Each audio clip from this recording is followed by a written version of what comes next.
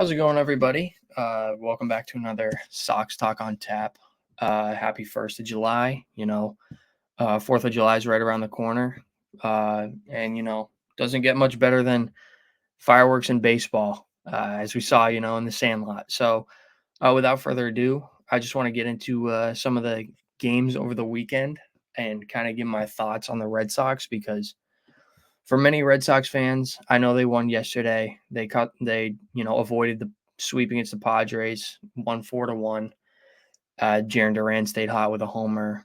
Devers had a homer too. I believe it was a game winner right in the first inning. Winkowski looked good on the mound, so maybe he's their fifth starter they've kind of been searching for. After Whitlock went down, they kind of haven't really had that established fifth guy. Criswell was there for a while, but he kind of was struggling. So maybe Winkowski, he looked good yesterday, so hopefully he can keep it rolling. But that'll kind of roll me into my thoughts for the team going forward because I think this weekend really exposed a lot of problems that the Red Sox have. They were playing very good baseball going to this homestand. They went, I believe, 6-2 on the road trip prior, either 6-2 or I think it might have been actually 6-1, where they swept the Blue Jays and then beat the Reds in, I think, 2 out of 3 games and really were catapulting themselves into the wild card. Everybody was, on their, breaking out the parade floats pretty much that we're a wild card team and not bottom half of the league. But this weekend exposed a lot of glaring issues for the Red Sox and issues that need to be addressed at the deadline if this team wants to, make a push for the playoffs. And that's the pitching. Like the offense is going to go through slumps regardless of how good the lineup is. And I think this lineup is good. You're still missing Casas. So once he comes back, it'll really establish, a 1 through 5, and then just your bottom 3 hitters or bottom 4 hitters or whoever you want to call it. Like if they can give you some sort of production, that's a win. But you need Casas back first and foremost because I don't think you can make a playoff push without him with your offense. But the pitching is the number one thing. And this weekend, the Padres absolutely exposed the Red Sox pitching. And I'm including Tanner Houck in that because he got lit up. I believe he gave up 9 hits, 7 earned in I'm not sure how many innings. It could have been, I think it was 2 or 3. I'll take a quick look at this here. It was Saturday night. They gave up, 20 runs in 2 games. So that should speak volumes. And yeah, in 4 1/3, Howe gave up 9 hits, 8 runs, 7 earned. So I mean, I know Houck has been by far the Red Sox most consistent pitcher, but one pitcher is never going to carry you to the playoffs by himself. You need a consistent rotation. Brian Bayo has not looked good this year. I know he signed that extension early in the year, and he's had a few glimmers of bright spots, but overall, he has not looked good. I know there's been Red Sox fans saying that maybe he should get put down into Worcester just to try and develop some of his pitches because right now he has seemingly no command on his changeup or really his sinker. He throws them both way too hard. They catch way too much of the plate, and teams just hit the ball all over the park off him because of it. So that's one thing. But also, I did make a TikTok yesterday regarding this issue, so make sure to check that out. Sports Talk on Tap at TikTok, where there's a few moves the Red Sox could make, and one of the ones that I talked about is reuniting with Nathan Eovaldi, who is an established guy. He's been in Boston before. The Rangers aren't really in the hunt right now. They've kind of, fallen behind in this race. There's a bunch of teams ahead of them. They're struggling in their own division. I know, yesterday they had a big win. And speaking of that game, shout out to Wyatt Langford. Hitting for the cycle as a rookie is no small feat, to say the least. I believe it was the first cycle of the year. So shout out to him. He's turning out. I mean, I know he's, not producing the power that he produced in Florida, but, that's major league hitting or major league pitching is a whole nother story. But he's, turning out to be a very, very good young player for the Rangers. So he's going to be exciting to watch. But back to the Red Sox, they got to make a move if they want to, you know, be in the hunt. Like, and as a Red Sox fan, this pains me to say, but if management doesn't think we'll be in the hunt, don't just stay put. Like, if a team is, calling you, making a good offer for a guy like Kenley Jansen, who's putting together a pretty solid year and could be valuable to a team that needs a late inning guy or a closer, take the call, make the move. Don't just hold on to the guys you have and hope for the best, because that's just, you're screwing our future. You're screwing the season by not helping us. And I know it sucks when, a team that's in the Red Sox position, 5 games over 500, where, right now we could push for the playoffs.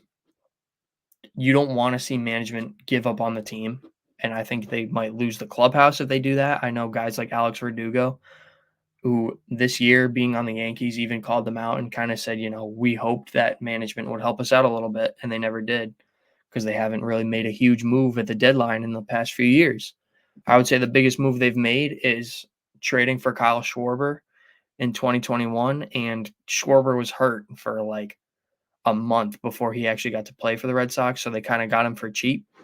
But the Red Sox need to make a move if they want to push for the playoffs, and it has to be a pitcher. I can live with this lineup. I think this lineup is good enough if you have good pitching, but pitching in baseball is always key. Like, you're never going to go anywhere with bad pitching. We've seen it for the Red Sox for, however many years now, aside from 2021, where they had really Nathan Eovaldi and then just strung together good pitching. But other than that, like, the Red Sox pitching has been bad since the World Series. So that's kind of my little Red Sox rant, but now I'll get into some other games. Astros, Jake and I's pick is looking like it's not holding up well, because they are now 1 game over 500 and second in the division.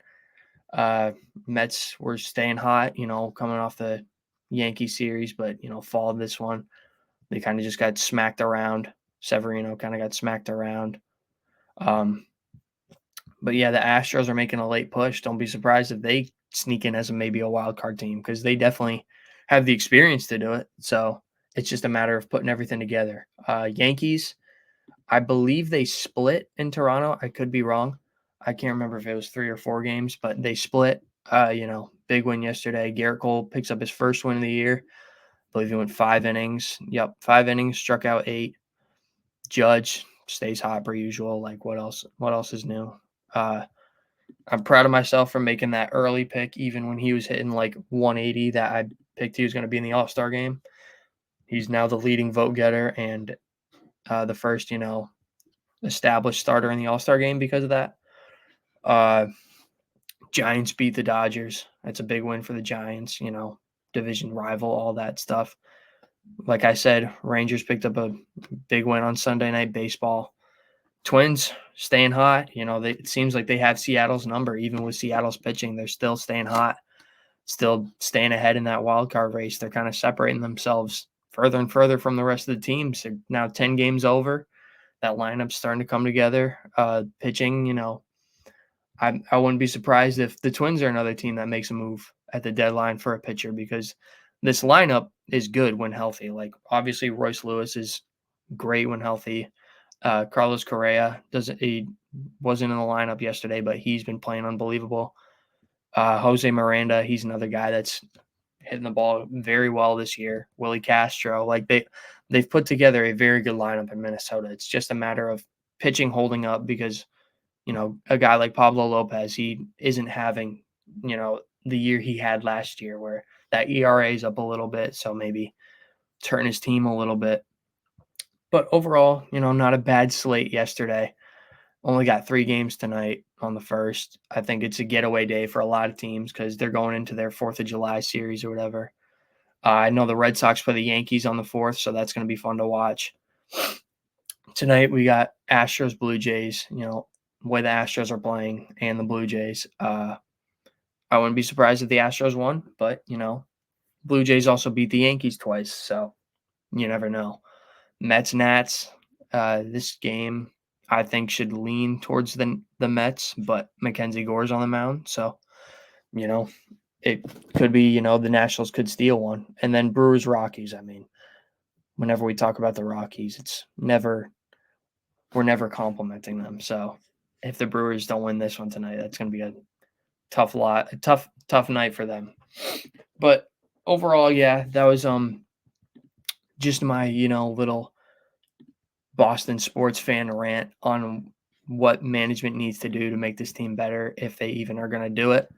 Because as many Red Sox fans know, the front office is very cheap. They don't spend on anybody. They don't want to pay anybody, and it's cost us ever since that World Series. We lost, the best player in baseball in Mookie Betts, and now we're paying the price for it. We probably have a new curse of the Bambino on us because we traded him away.